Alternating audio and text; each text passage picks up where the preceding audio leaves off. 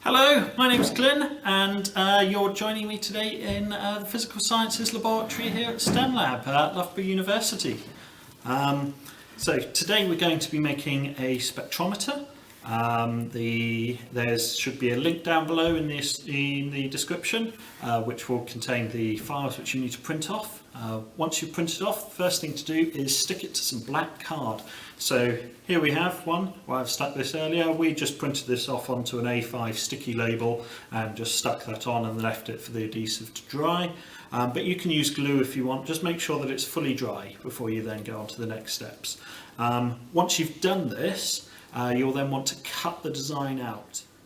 Now that we've cut the design out, the next thing you'll want to do is cut the slit that's in the side here. You can do this with a knife. Be very careful though when using a knife that you don't cut your fingers. Keep your fingers away from the blade. Here I use a safety ruler where I can tuck my fingers into the gap so that they are out of the way. Once the slit's cut, the next thing to do is fold it. You can score them first to fold them. I just used a ruler to help me fold. Pay careful attention to the direction in which you fold the thing. Where it's labelled as fold up, you'll want to, with the logo facing up, to be folding them up. Where it doesn't indicate, just with the other dotted lines, just fold them down. So I just turn them over and fold them up with the ruler. Now that we've folded it, you should have something that looks a bit like this. The next thing is to sellotape it all together. For this I use some double-sided tape to just sort of secure it with the flaps on the outside. That helps to not let a lot of light in.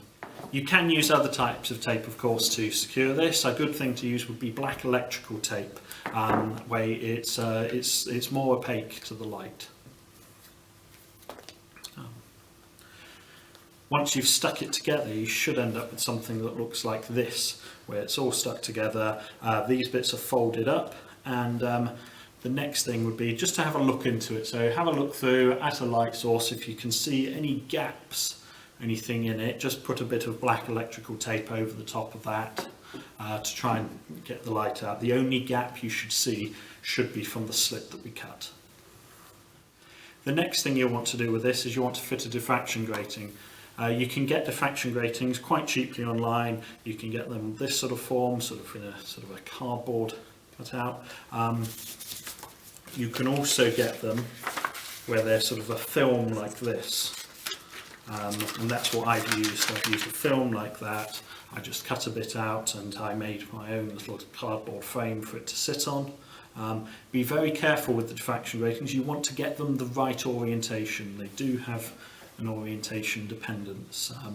Best way to check this is to just get your spectrometer, put the diffraction grating over this bit, and then just with your eye just look towards a light source such as a light inside, and you should be able to see the direction in which it is. If the spectrum is not directly to the left of the slit, if you're looking with the logo on the top, or directly adjacent to the slit horizontally, what you may want to do is turn the diffraction grating by 90 degrees so that you can see it. And once the diffraction grating's fitted, there's your spectrometer. You've made it. It's there. Now we'll go have a look at some light sources. Okay.